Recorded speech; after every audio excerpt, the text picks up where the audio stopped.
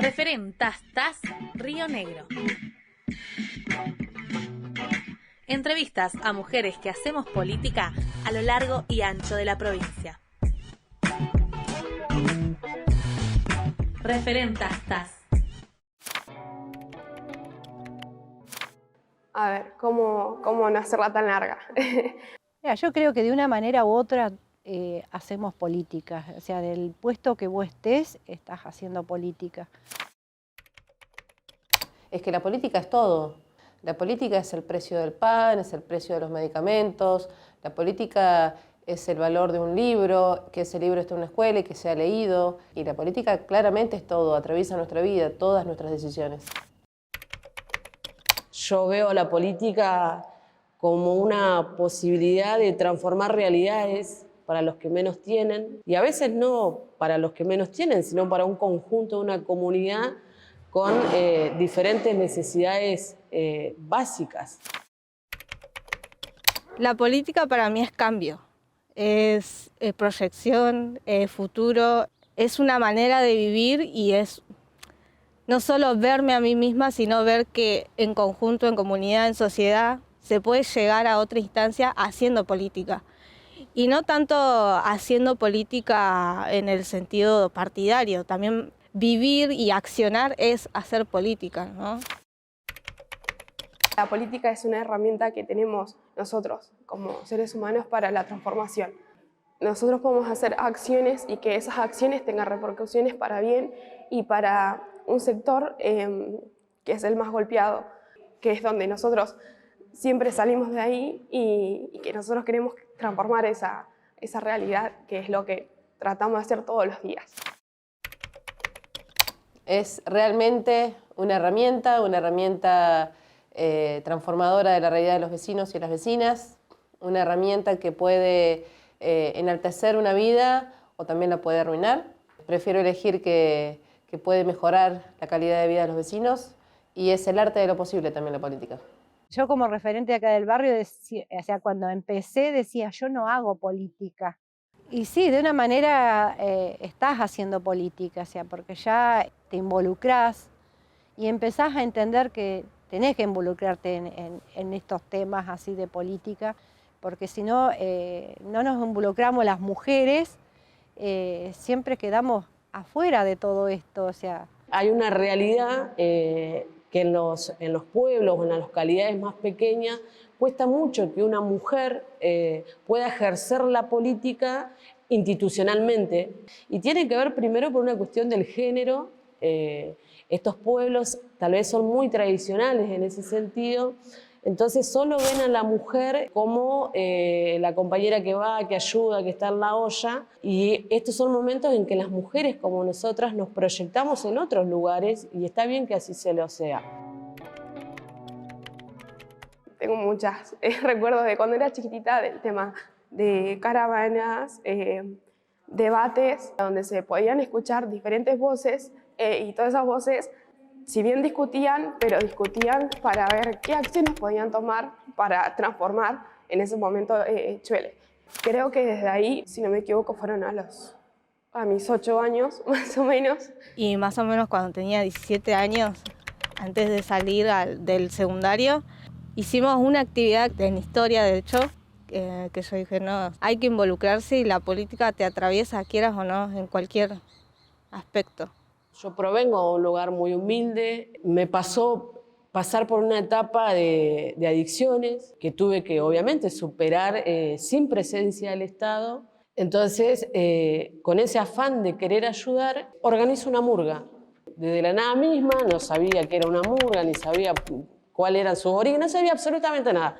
Pero yo sabía que necesitaba algo para poder salir de ese proceso que estaba pasando. Me encuentro con Daniel, en ese momento, que era secretario de Cultura de la Municipalidad de Cholechuel. Me acerco, le cuento más o menos, y sin dudarlo me dijo, yo te voy a ayudar. Y de ahí generamos una terrible murga, porque no fue una murga, fue una terrible murga, que duró por muchos años, que sirvió para sanarme yo, y para contener un montón de pibas y pibes que también estaban necesitando esa expresión, porque es una expresión, la murga es una expresión. Mira, yo comencé acá en el barrio 12 años como referente y yo pensaba que siendo referente del barrio no estaba haciendo política, pero después sí, me di cuenta de que en realidad me estaba involucrando en la política, porque en realidad fue un orgullo decir que tengo todos los vecinos apoyando y que me dijeron, no, vos sola que tenés que estar al frente, nosotros te vamos a apoyar, te vamos a acompañar. Salía de la escuela, una señora mayor que venía con su carrito caminando acá, cerca de la municipalidad, por la calle Isidro Lobos. Estoy hablando quinto, sexto grado, cuando todas querían ser maestras o maestra jardinera, alguna que otra osada quería ser arquitecta o veterinaria, todas quisimos ser veterinaria. Bueno, yo en esa época quería ser policía, una cosa rarísima. Pero en ese momento una señora se cae y se tropieza por una vereda rota, la levanto y me puse furiosa. Entonces le golpeé la puerta al frentista, al dueño de la casa, y le dije que la señora se había caído, que por favor se había tropezado porque la vereda estaba rota. Creo que ese fue el momento en donde decidí que me movilizaba lo injusto y decidí bueno, abocarme a encarar, o mejor dicho, a conducir toda esa energía que me provoca las injusticias, y elegí estudiar abogacía. Hicimos un diario de los distintos presidentes que hemos tenido y cuáles fueron las políticas en los distintos gobiernos, ¿no?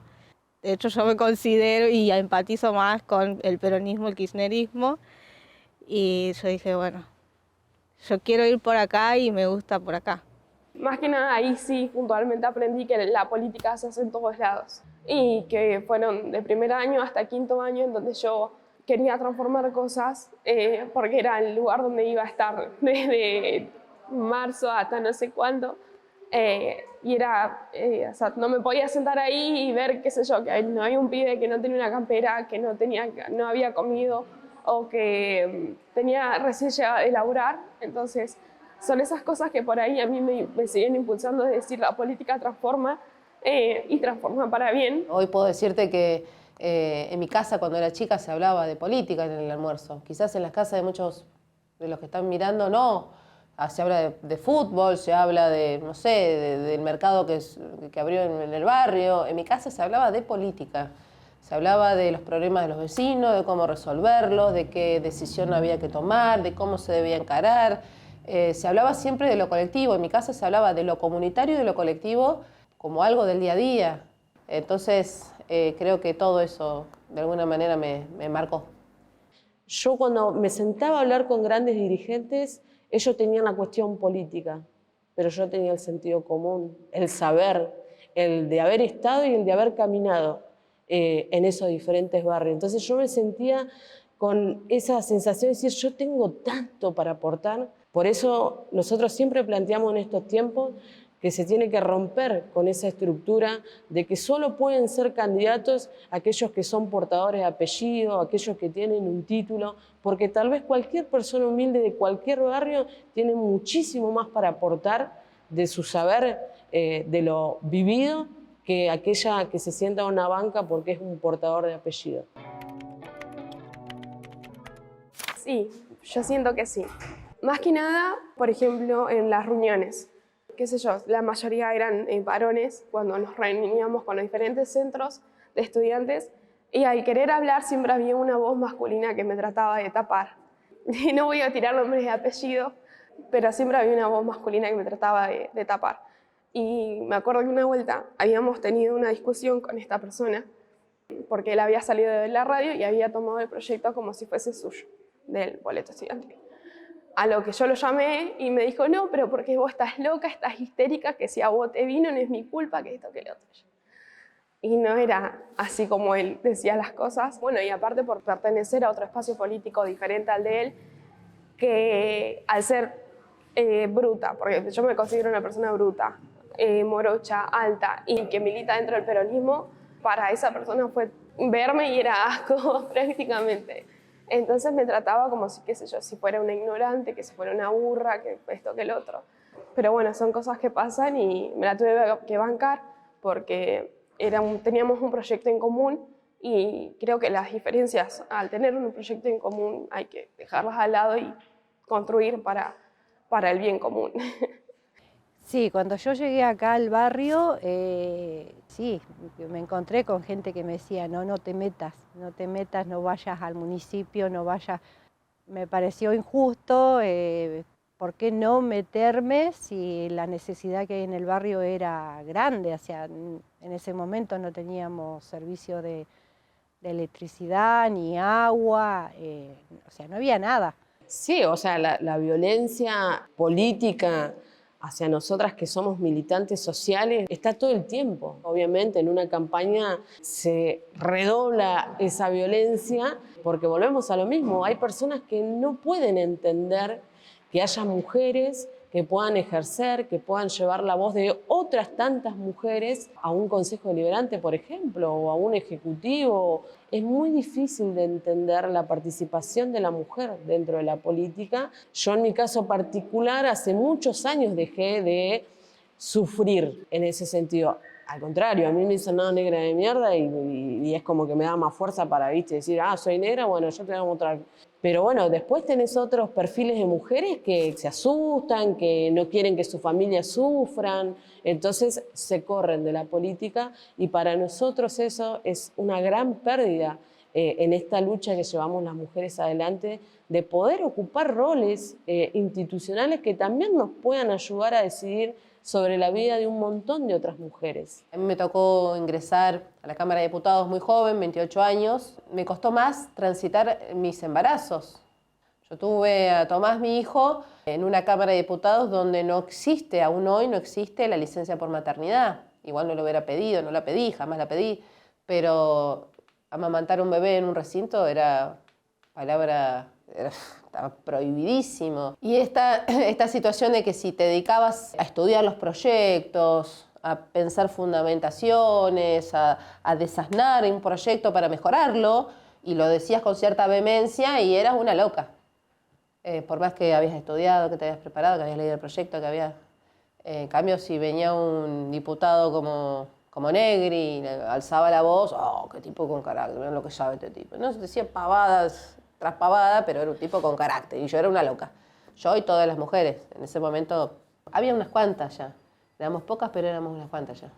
Más que nada yo creo que en lo familiar, que decir, vos tenés, no sé, 18 años, ¿qué vas a saber? O sea, eso minimiza, y aparte socialmente se cree que la mujer no puede llegar a ser referente o llegar a saber de política. O yo creo, bueno, eso ahora se está rompiendo muchísimo, ¿no?